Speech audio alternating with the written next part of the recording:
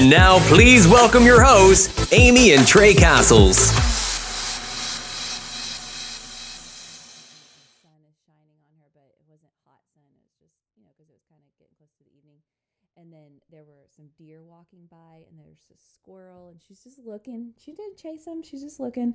And then there's like 5 big old fat ducks that go to the neighbor's house. At 5 o'clock every day, the neighbor feeds the ducks. And the deer. She just gives them a few handfuls of corn, and they waddle their fat butts up at 5 o'clock every day. And clockwork. They're just like waddling through the yard. All 5 of them. It was so cute. Big ducks too.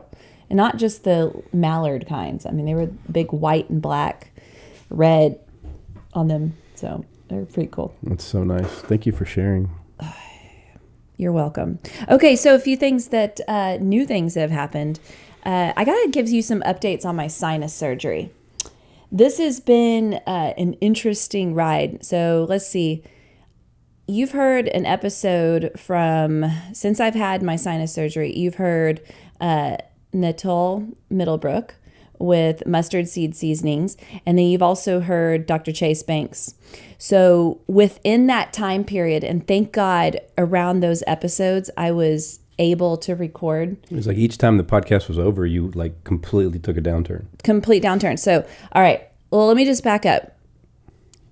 If you've heard our podcast episode from Dr. Smith, Dr. Kevin Smith, he came on and he talked about the connection between sinus, your sinus structure, and how it triggers migraines if you have any sort of abnormality, a physical abnormality in your sinuses. And it's not just migraines, there's digestive issues, breathing issues. I mean, there's all kinds of neurological stuff that can happen because your sinuses are so vascular, and the inflammation that happens in your sinuses can throw a multitude of things off in your body. So after learning about Dr. Kevin Smith, I decided, you know what? I'm going to do this surgery. And this is my final hope to get rid of migraines forever. I can live the strictest lifestyle you can imagine, and I can still get migraines. So this has been my hope, that this will take care of all the lingering ones, and I'll never get them again. It was a bit of a challenging surgery. I did not anticipate being at the pain level that I was at, but I also realized that I am a very sensitive person and I feel everything. Dr. Smith was like, wow, you literally feel every little thing in your body. Yes, you do. It makes sense because when I was little, I remember my mom, and she put socks on me. I had to have that line on and I still do to this day. I was going to say, what do you mean? You still do? I have to have the line go straight across my toes in a certain way, or it really bothers me. Like I can feel it. It drives me nuts. Is anybody else that way? Probably not. Yeah. Okay. So I go and do the surgery, and my pain was pretty significant. Now, most people, they can take Tylenol, they can take the tramadol just fine. Well, the dude that was in there when we went in, he was there for his post-op. Thank you, Punchline. Oh. Thank you. You Sorry. just totally gave it away. Did you need to go ahead? Anyway, so I was not able to really get my pain under control because I can't take those things very easily. Tylenol has a very negative effect on my body, and you can't take ibuprofen because that thins your blood, and then you end up with a nosebleed. And then tramadol Tramadol's worthless. I don't know. Some people like tramadol. They do fine. I remember we give it to Lily. Well, we did give it to the dog. We did give it to the dog. Yeah. Everything I've only done tramadol with is with the dogs. Well, I've had tramadol prescribed to me multiple times in my life, and I just toss the bottles at the fire department, people. But because they suck. I don't know. They make me feel terrible. So I wasn't able to really control my pain. But, finally I ended up just sucking it up and taking, he gave me some Tylenol 3. And that did seem to help. But then a week later, I developed a severe sinus infection. And I talked to the doctor about it, and I'm like, I really think I have a sinus infection. I'm having so much pain in my sinuses. And he's like, I just don't know how that's possible, because anytime you have surgery, you're going to take a round of antibiotics. And this time, not only did I take antibiotics, but I also got steroids, because you need that as the anti-inflammatory to help your body recover and get stronger. And finally, I ended up with a fever, and I was like, I had this sinus infection is so significant. I could not even open my eyes. I couldn't even get out of bed. I was throwing up. It was absolutely horrible. So he called me in a prescription. Well, a friend of mine started going down the list of things to eliminate as to what could be the cause. And he's asking me all these questions, and he says, what's your humidity level in your house? And I said, I don't know, it's fine. It's cold in our house. I mean, we keep it, what do we keep it, 72 or below? 68 at night. 68 at night, 72 during the day. Our house is well insulated. And so I said, our humidity level is fine.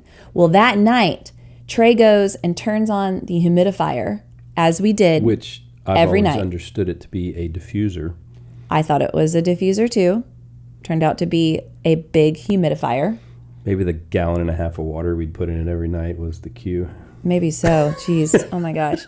Well, we would wake up every morning, and then the papers beside our... Oh, the whole room was moist. It was like a... Did you just say moist? I did. It was like almost smogged out. Like if you walked in our room in the morning, it would be smogged out. Yeah, but it wasn't just for your surgery. When Avery went through hers, she slept in our room for a week, and that same humidifier diffuser. But she had her nose plugged. I know her nose was plugged. I'm just saying, because I was developing chest congestion. Yeah. And I couldn't get rid of it for 3 weeks. I'm like, I've never had Is it this. gone now? Yeah, it is, actually. I'm dealing with my sinuses because of the my allergies with the season change, but it's out of my chest.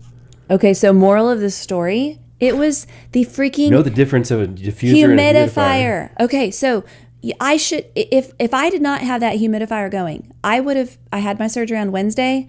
I would have been, I filmed an episode on Tuesday, and I was pretty decent. Yeah.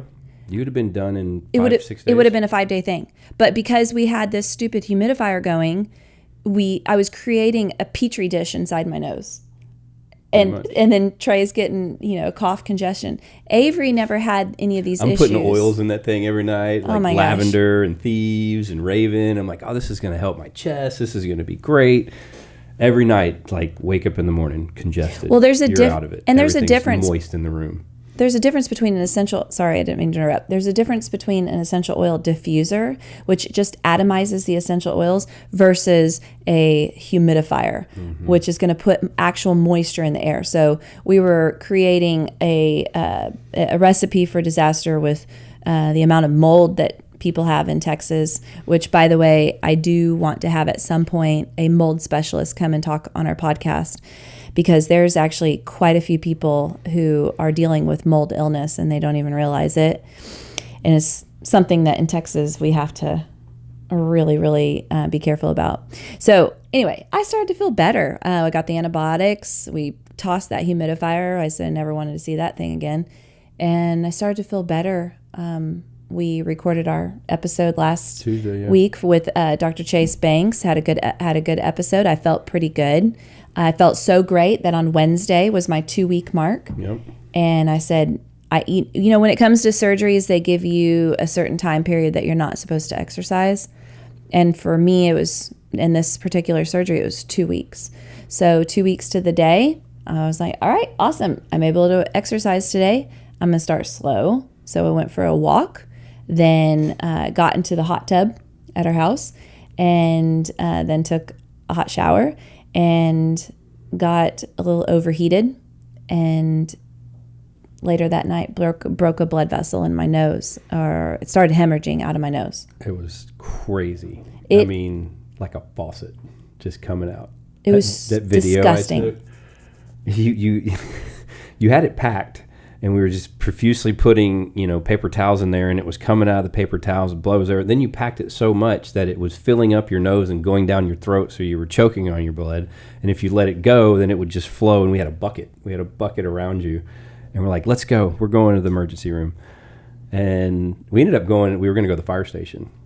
because that's where a friend of ours went when he got hurt. And I was like, I don't want to. It's close. It's easy. Let's go to the fire station. And we were in the parking lot of the fire station, and the doctor called back, and he was like, "Hey, go do these protocols."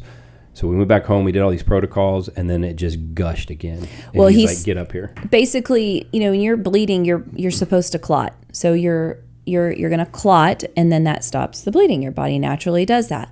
So what I did, he said, go home and rinse out your sinuses with the Neil Med Sinus, and rinse them out, and then spray the Afrin in there, which Afrin nasal spray will stop a nosebleed, in case you didn't know. So I go home and I do that, and I squirt that thing up my nose on both sides. Well, one side it wouldn't, the water wasn't going in, and I was like, oh crap, this is not going to be good. And I did it again, and then massive clot. A massive clot comes out. I mean, to a point where I choked on it. I mean, imagine like a tablespoon size clot that just comes out your mouth. Thank you for that. You're welcome. And so I spit that out, and then all of a sudden, both sides, I mean, it's just gushing like crazy. I could not hold paper towels up to my nose fast enough before the paper towels were filling up with blood. So yeah, I had to have a bucket underneath to hold it, because if I would just let it go and it would just go into the bucket, or I plugged it up with the paper towels and then it was coming out my mouth. I sent that video to the doctor, and he's like, get up to my surgery center right now. And I'm like, well, you're going to open your surgery center? He goes, absolutely. You guys are my patient. This is not supposed to be happening. Come up here now. Yeah. And so we hauled butt to the Woodlands. This is 10 o'clock at night. Yeah. And we go into her surgery center, and she lays down on the table, and he starts to put some numbing stuff in her nose. And mind you, most of this stuff has to be done when you're put under. And we didn't have that luxury, so they just numbed everything in her nasal cavity, and then they started sucking out all the stuff, cleaning it up, trying to find where the issue was. And we finally saw it there on camera. It was this little vessel that was just pumping blood out. Ugh, and he had to numb it again. And then they went in and tried to put this nitrous in there on a stick that would kind of cauterize the area without burning it, and it just wouldn't hold. And so he had to go back and numb it again, and then he went in with the cauterizer and burned it while she's laying on the table, squeezing. Awake. Didn't you take the ears off and the nose off? I did not on the stress squeezer thingies. No, you were squeezing the stress squeezer, my hand, everything you can get a hold of. Yeah, because he's putting instruments up all the way in your nose. It's like between your eyes. It was so cool. It's not cool. Because there was disgusting. A big 42-inch screen behind you, and the camera would show everything that was going on in the nasal cavity. I filmed half of it, and I'm talking to him. Well, what are you doing there? And how did you do that? And it's just I'm over here having like a panic attack because somebody is way up in my nose, and Trey's over there like an intern in college, watching this procedure being done, like just totally intrigued. And he's talking to me like I am an intern. He's like, yeah, I did this because of that, and this is why I do this, and do you see this right here? This I'm squeezing the absolute and it's crap. like 11:30 at night at this point. Oh, it was horrible. Okay, so then they have to pack it. So oh god, that was horrible. Yeah. To watch. I mean, I don't know yeah. how it felt. So they pack it. Okay, I want you to visualize 4-inch like pads. Okay, and they're small. They're thin pads. They're about 4 inches. The first one was 2 inches, and the second one was 3.5. So you had almost 6 inches up into your nose. Yeah, almost like to your brain. But they're really flat, and they're pointed like a suppository is, and it goes up into the nose. And then he takes a needle and puts it up there and puts the saline in it, and it expands. Have you ever done a suppository? Have I ever done a suppository? I don't think you have. I've always been the one with the medical issues. I don't have anything wrong. You don't have in that anything area. wrong. You need to stick something up your butt, like a suppository. Can we get back to your nose? I'm just thinking, you should experience that someday. I am just fine, thank you. I'm going to go buy some constipation suppositories just so you can understand the invasion of what happens in the medical crisis. You and I will be separated. Okay. I promise you that. So he sticks these things up my nose and then squirts them with the saline solution, and then they expand. Okay. So those little pills you put in the bathtub, and then they expand out to little characters. Oh yeah. Yeah. It was it was absolutely crazy. All right. Now, let me just keep in mind, I'm not trying to scare you. These things could have been avoided. I got overheated. I should not have gotten in the hot tub. I didn't know I wasn't supposed to get in the hot tub. I thought, it's 2 weeks. Well, then I go back and I read my instructions. It says start slow, getting back. Don't get overheated. The doctor's like, man, I got 8,500 patients I've done this to, and I've never had a patient go through this. Yeah, I'm like, well. So there's 8,500, and then there's Amy. That's pretty much how it worked. He said, Anne called me and she said, this is not normal. And I said, well, I'm Amy. Hi, I'm not normal. Well, we're not done yet. Okay. So then. Keep going. So we go home and my nose is leaking like crazy. A lot of saline solution is coming out too. But my nose is leaking, got this stupid pad underneath it. It's all taped. And my nose is completely plugged, and that is a very uncomfortable feeling. Actually, it brings me a lot of anxiety to think about the stuff. It's because it's a suffocation. I mean, if somebody plugged my mouth, I would suffocate and die, and that's all I kept thinking about. Me too. Yeah. So I get home and I'm like, okay, screw this pain, I'm taking a Vicodin. And because I had like 2 Vicodin that we got from a friend. Had to do a late night run in desperation. In desperation. So I said, okay, I'm going to take a Vicodin tonight. So I took a Vicodin, and then it kind of hits me and I start feeling really woozy, like really dizzy. And I'm like, oh crap, man, this is why I just don't take medicine. I hate this feeling. I don't like it. Hopefully I'll just get some sleep. I'm just going to go to sleep. And so but then I wake up probably every 5 to 10 minutes throughout the night. Well, I would try to get up to go to the restroom, and I had this just massive wave of dizziness, nausea, achy, shivery. I woke up shivering cold. Like, I remember that you were pale white, you were clammy to the touch, and you were shaking profusely at like 3 o'clock in the morning. And I'm like, babe, what's wrong? Are you okay? I can't stop shaking. Yeah, that's what happened. Yeah, and then you brought me a blanket, and then you kind of you hovered over me and held me down a little bit, just because I couldn't get my body heat on you. My teeth were chattering. I couldn't stop shaking. And the next day, I threw up multiple times, and then we get a call from River's school that he threw up at school and had a stomach virus. And I was like, you've got to be kidding me. Yep. I caught a stomach virus on that night, and it is very awkward throwing up with your nose completely packed. Well, you blew out the left side of the pack. I did. I threw up so hard that I blew out part of that packing. It was crazy. So that was quite an experience. So Thursday, I didn't even, if you texted me on Thursday, I apologize for not getting back with you. Friday, I was out. You didn't come alive until Friday evening. Like, you literally didn't even get out of bed for probably 30 hours. I talked to Dr. Smith on Friday afternoon, and he said, you have 2 choices. You can come in and we'll take out this packing, or you can take it out yourself. And I said, I'll take it out myself, because I didn't have a ride anyway. I couldn't drive. I couldn't even open my eyes. My dad fell Friday morning and he went to the ER. So picked up River with the stomach bug on Thursday, taking care of you, wake up Friday morning to my dad in the emergency room, and you're at the house trying to unpack your nose. Well, had I known that they were... What the hell's going on? Okay, when he's doing all this stuff in my nose, I'm closing my eyes. I can't look at the instruments, because then you're going to see these instruments go in. And you're going to see how far they go in. So I close my eyes and just... You have to just focus on breathing. So that's all I could do, was focus on my breathing. Through your nose? No, through my mouth. So, I was out like a light. Off and on. It was miserable. You took the hook that that's you what I was used to say. scrape Yes. your teeth, like the dentist tool. Yeah. And you ended up your nose and you hooked the gauze and just pulled it out. I pulled that thing out, but then it kept coming and coming, and I'm like, oh God, and it's coming out like from my brain. I feel like I'm pulling out brain material. And then I did one side, and I'm like, oh my gosh. And well, now I have to do the other side. And those pads were triggering a very bad sinus headache.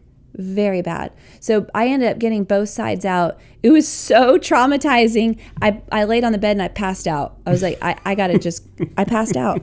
And I finally got a little bit of sleep. I woke up. I still felt pretty bad. Still had a pretty good headache. But I got up and I knew I needed to get up. Because if you lay in bed if you're in pain and you lay in bed too long, your blood is going to pool. You're going to get clots in different areas.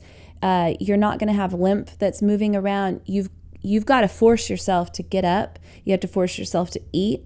As hard as it is, I had to force myself to eat, even just sips of bone broth. And you have to force yourself to take showers because that hot water is going to help move things around. I would take 2 or 3 showers a day. Julio's tortilla soup and chicken soup. Yeah. I bought 4 larges of those. And we burned through them all. That it was all I could eat. I basically couldn't taste food anyway, so I didn't mind eating the same dang thing over and over. Soup is a really great way of having condensed nutrition in one bowl, and you can eat. It's just all the flavors are mixed. So I feel like chicken soup is just one of the best things that you could have. And if you are a person who loves to serve others and help others in times of need, man, go on Amazon and get some of those quart containers and make some varieties of soup and then freeze them. And then when you've got a friend that's sick or down, you can easily just go over and drop off some quarts of or pints of soup or whatever. Or you can go to Julio's and just get it to go. Yeah, but a lot of people don't live by Julio's, Trey. I'm just saying a restaurant. Okay. Not a lot of people are packing frozen soups for other people down the road. Okay. I know, you're so thoughtful. Okay, well, now that we're 23 minutes into our story here, Listen. I gotta come up to the end of this story. There is an end? There is an end. So I'm sitting out there by the lake with River, and it's just kind of getting some fresh air. And I asked River, I said, hey, will you pray with me? And he goes, okay. And so he put his hand on my shoulder and we prayed, and we just prayed for relief for the next day. I am the one who prayed at that time. And I just said, God, I'm so tired of being in pain for so many days. This is wearing on me. It's hurting me. It's pulling me down. I can't do this again. Will you please help me get out of pain tomorrow? And God said, you know what? I'm going to do you a solid. He said, get up and go over to that hammock. And so I felt it. I felt that I needed to do that. So I got up, I went over and I laid in the hammock, and probably within about 60 seconds, all of the pain 100% dissipated from my head, and I felt absolutely amazing. There you go. And that was the moment that I was looking at Joy, just laying in the grass. Oh, looking at the deer. Watching those little fat ducks and the deer and the squirrel and the birds chirping. And I just laid there on the hammock, and thank God the weather was good. And my pain just... By the way, I do remember something, and I don't know if you knew this, but there was a time where I was laying down in bed, and I think it was Thursday afternoon, and you came over to me and I was not really playing possum, but I was laying down and my eyes were asleep, or my eyes were closed, but I wasn't necessarily asleep. So I knew you were praying for me. Oh, I came and put my hands on you. Yeah. And prayed for probably 5 minutes. Yeah, I remember that. Put my hand on your head and shoulder. I thought you were asleep. I wasn't. I just received it. Well, I was helpless, man. I mean, I know you were going through a lot, but to watch the woman you love go through so much pain and just being helpless, it's a debilitating feeling. So I'm just glad that you're better, and my only resource was to pray. Well, thank you for praying for me. You're welcome. It was a rough ride, but all right. I need to tell you some victories, though. Let's go. There are victories in this. Keep in mind, these things should not have happened. These were my fault. Okay? if you decide to get this sinus surgery, Don't worry, Dr. Smith. We got you, man. We're going to tell everybody about it. these issues were for me, okay? I am unique, and somehow I just really screwed up with the humidifier, with the whole hot tub, and breaking the blood vessel. So these things are not going to happen with you. I'm confident. Here's what I can tell you so far. So far, I have not had a migraine, and it's been almost 3 weeks. Through all of that, you didn't get one. Right. I did, I had sinus headaches. Big difference. There is a big difference. If you get a sinus infection, you're getting a sinus headache. Okay. I have not had a migraine. Now that the packing is out, some of that pain is out, I am sleeping so good. Yep. I wake up and I am breathing through both of my nostrils. Normally, I would have some sort of congestion in one side or the other. Really? I didn't know that. I didn't really know it either. Didn't realize it until it was gone. I did not realize it until I was gone. This is what it's like to have breath. I know. Wow. Okay. You're screwed up. You know that? I am rinsing every morning, and when I rinse in the morning, I rinse in the day, and I rinse at night. I honestly think that this is going to be key to keeping, even though I'm supposed to be cleaning my sinuses right now just because I'm post-op, but this is something that I'm going to continue to do as a practice just for overall wellness. Think about when they were testing for COVID. They were sticking that crap up your nose because the virus was, living in your nose. Well, our mucous membranes are one of the best places for us to contract these viruses and different types of viruses. Your eyes, your nose. So keeping your nose clean is going to take rinsing it out. So this is like a morning, this is going to be before you brush your teeth, after you brush your teeth? The second I wake up, I go over there and I rinse my sinuses. I heard you this morning. Whatever. I did. For better or for worse. Like, all right, well, looks like we're going to keep doing this. Okay. When you rinse your sinuses, though, I'm telling you, you will wake up. Like, it actually wakes me up because you're shooting cold water through your nasal cavity. Okay, but you have to do distilled water. Okay, you have to go buy a bunch of gallons of distilled water. Why distilled? Why our water is filtrated? I understand. Has a softener. It's very clean. We drink it. So Yes. if we drink it and ingest it in our bodies, why would we not be able to clean the nose with it? Because our water filtration system is awesome, yes, but there are times where you have to add salt to it again, and there could be some inconsistencies, and distilled water is 100% distilled. Without a shadow of a doubt that it is distilled. There are no impurities in it. It's the crappiest water you could drink because there's no minerals or anything in it, but our water has some minerals in it. So you want to use distilled water when you rinse your sinuses, and then there's a little packet of salt. Salt is really great for saline. It's the same thing. I know. Yeah. But it's What? Well, it's a little saline it's a packet. saline packet is what it's called. That means salt. But we're both right. NaCl, whatever. N-acetyl, or is that N-acetylcysteine? I don't know. Anyway, when you rinse your sinuses, you're going to completely irrigate them and clear them out. And there's a little thing called a Neil Med. Some people like a neti pot. The absolute best one that you can get is something called I wanted to say nasal quart. Oh, I can't even think of it now. It's a device that is powerized, and you hold it and then you put it up against both of your nostrils, and then on one side it shoots the water in, and then the other side it suctions it out. We have that, don't we? We do, but it's broken because our daughter likes to break things. And then you flip the little thing around, and then it does it the other way, and it shoots water in and then it pulls it out.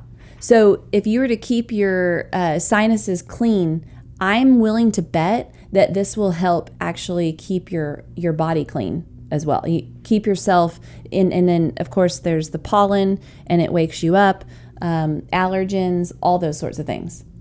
You let me know how that works. I think you should start rinsing your sinuses. Trey, you are so allergic to all the pollen in the air, and you're like every day. So it's just, I think it's a great idea. I appreciate that. We're 31 minutes into talking about sinus surgery and rinsing out your snot. So I'm sure you're pretty bored with this. What are we talking about today? Well, there's that. And then there's a few other things that I wanted to mention. I mentioned at the beginning of the episode that it's spring solstice. Okay. So that's a change of the season. I think that winter looks very different. Well, everybody knows this. Our routines in the winter look different than in the springtime. Our routine in the springtime looks different in the summer. And then summer looks different than fall.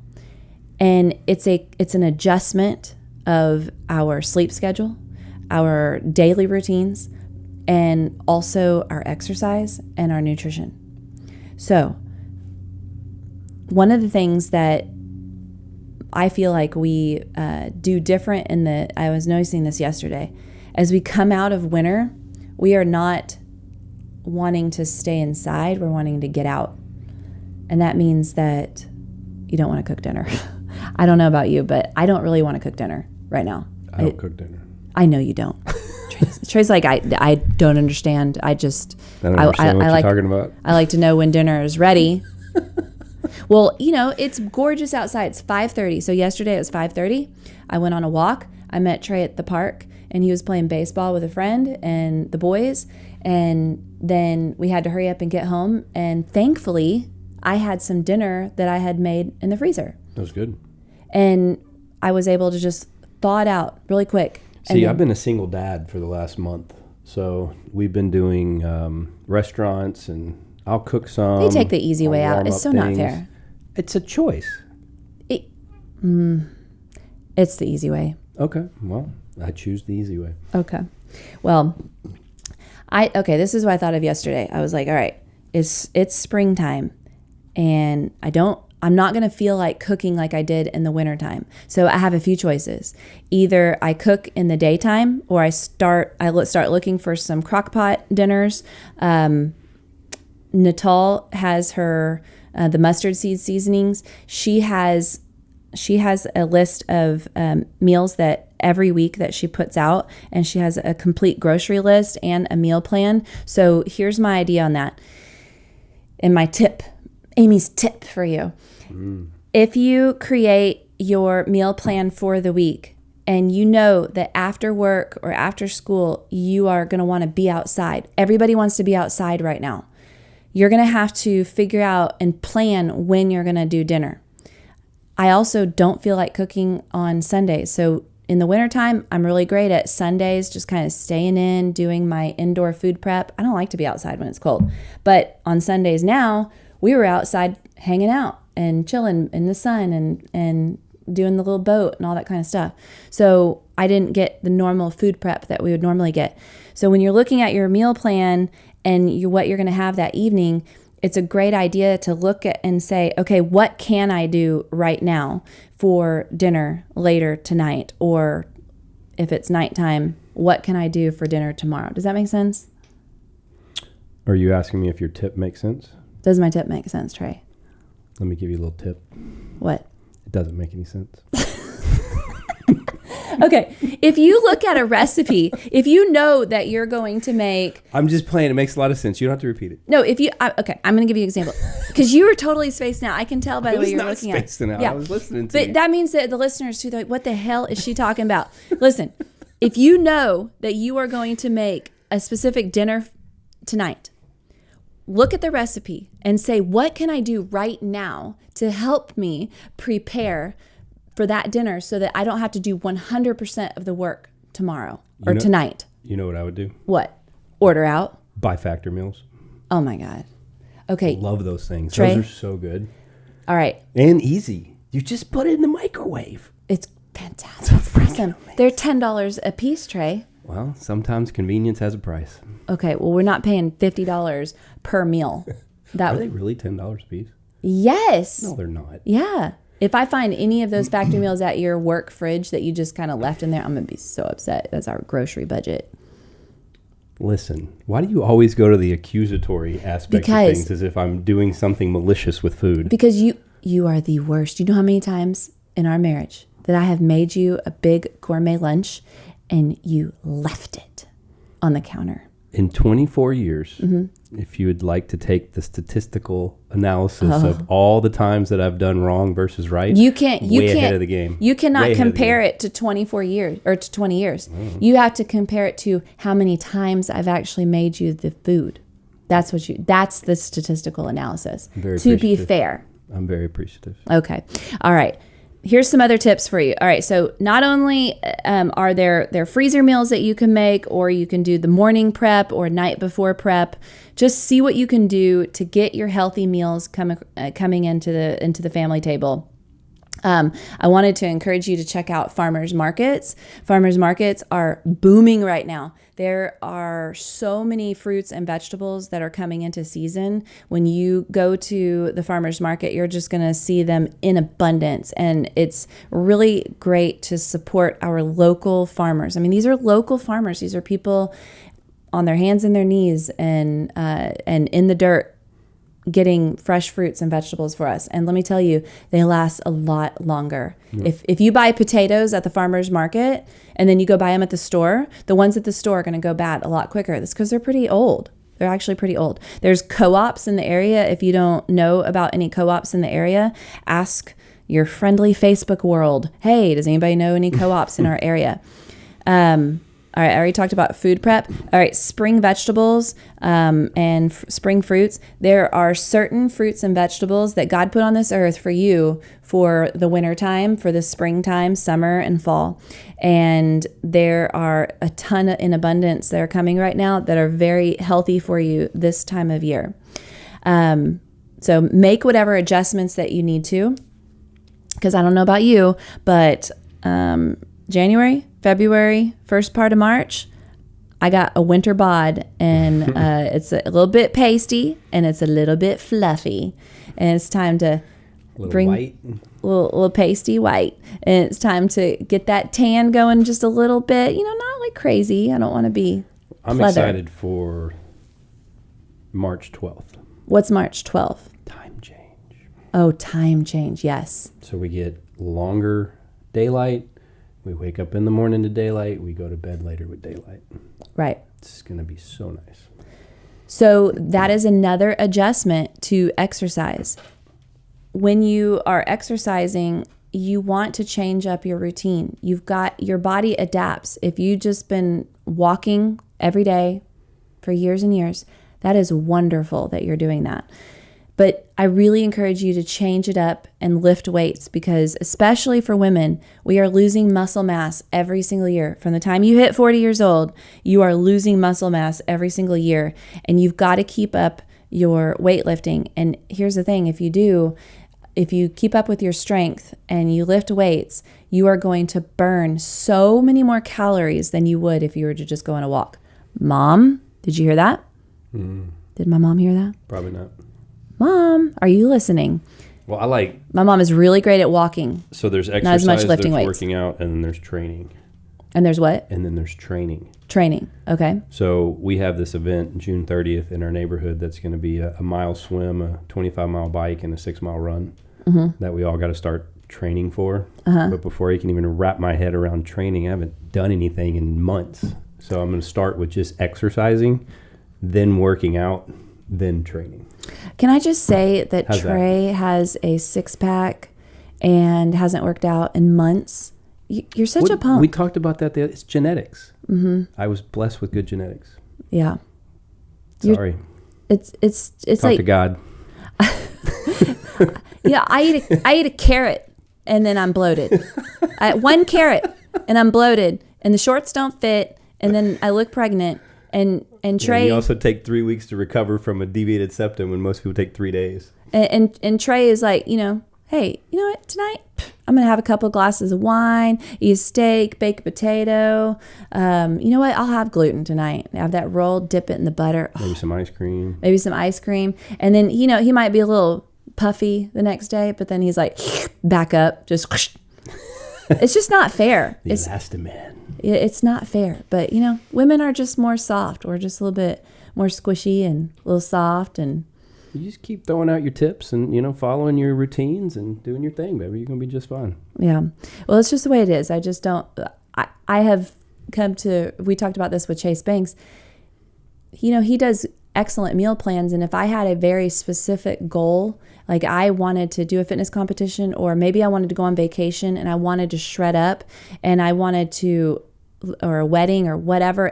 Or just because, you know, maybe just because maybe you're a person who really needs very, very strong boundaries and you want to know to a T what your body needs to get to a certain goal.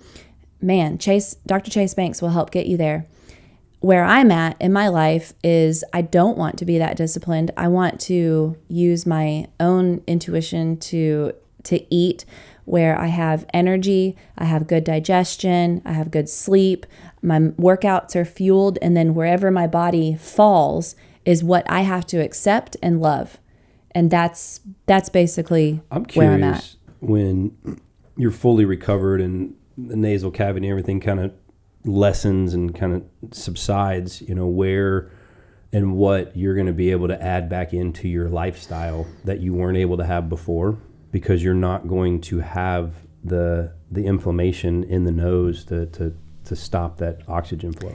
Well, he said that he has had multiple testimonies of patients who have said, you know what, doctor, I have not been bloated. I don't get indigestion anymore. I'm not constipated anymore. I'm able to actually eat gluten now and all these things, and I never was before. And so I don't know. I mean, we'll see. I can tell you that I have not been bloated, but I also have hardly eaten much. I think I lost like. You said 8 pounds? 8 pounds, yeah. I mean, I There gained. you go. So you lost some weight. Listen, I started eating again. I gained like 4 back within a few days. As soon as my appetite starts coming back, I gained like 4 back. But that's what my body needed to do. I felt my energy being so low, and I didn't want to continue that. Your energy needs to be up, and you have to eat in order to do that. You cannot skip meals and just have a few bites here and there. It's just not going to work. So recapping, think about your nutrition, thinking about your exercise. This is the perfect time to make new changes as the seasons change. Changing up your exercise, sit down with what your goals are, what you want to do, and what it's going to take to get there. Ladies, encouraging you to lift weights to build strength and to build muscle so that you have a higher metabolism and you do not end up in your 80s where you're like Trey's dad and you're falling and you're having He's got a rolling walker now. He's doing really good with it. He is. Yeah. That's good. Saw him yesterday. If you need to be humbled in any way, shape, or form, go visit a nursing home. It's really depressing. It is. I mean, I'm not trying to be rude when I say that, but it is. There are people there that have struggled with their health, and they have to have somebody take care of them, and it's sad. I actually feel sad, and it breaks my heart when I leave.